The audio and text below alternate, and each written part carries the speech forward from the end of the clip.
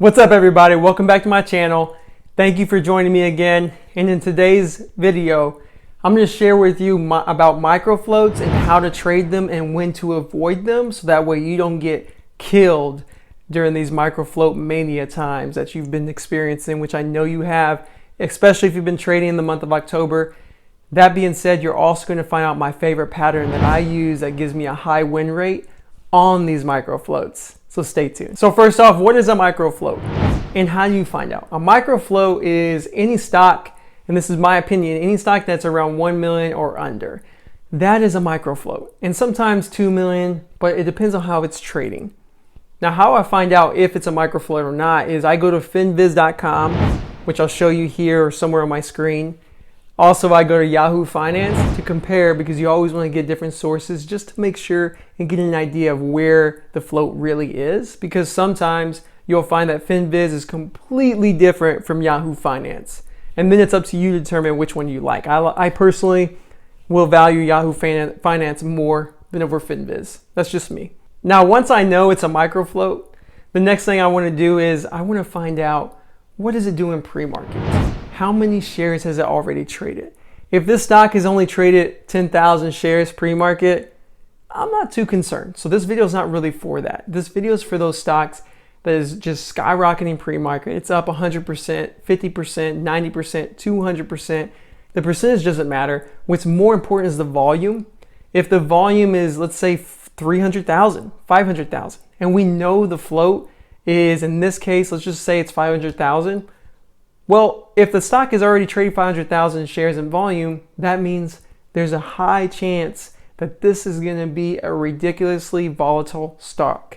And that being said, you need to be very, very careful. And by any means, my rule is ignore the morning, because you'll see on these stocks, they go up and they go down and they go ridiculously all around. And they're very, very unpredictable. Now, I'm not saying you can't make money on these.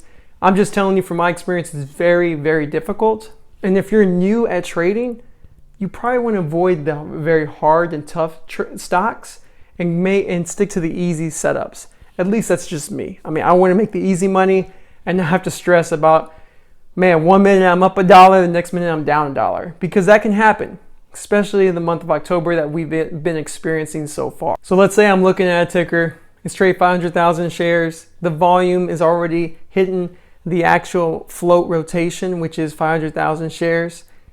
Therefore, anytime a float is rotated, that means there's tons of demand and very little supply, which means we're going to have radical volatility. And so what I'm going to do is I'm going to wait, and I'm going to sit back and I'm going to watch, because I have learned that there is a pattern that really, really works well for me that I'm about to tell you right now.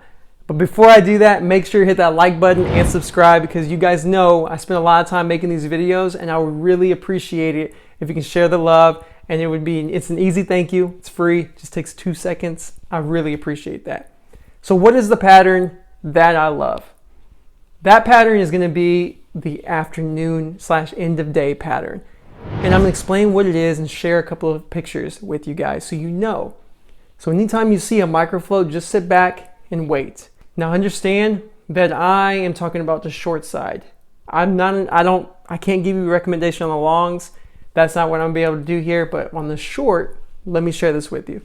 When you see a stock that's already spiked a ton, and then you'll see all morning, you'll see just stupid, crazy volatility. At the end of the day though, when it slows down, you'll see it start to trend or have a tighter channel. When it starts to trade in a channel, that's when I'm interested.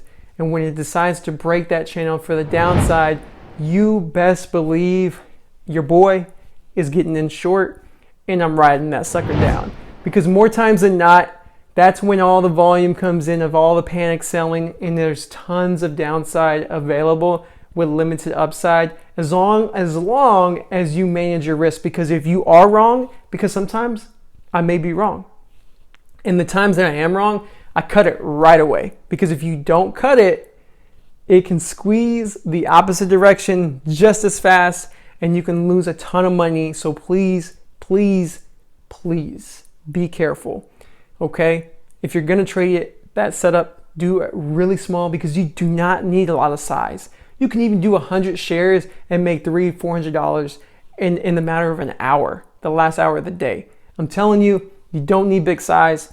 So don't rush in with your full size that you normally do, because I'm telling you, when you first start this, you're gonna get a rush and you may get a little scared, but just stick to your plan and don't forget, cut it if it goes against you.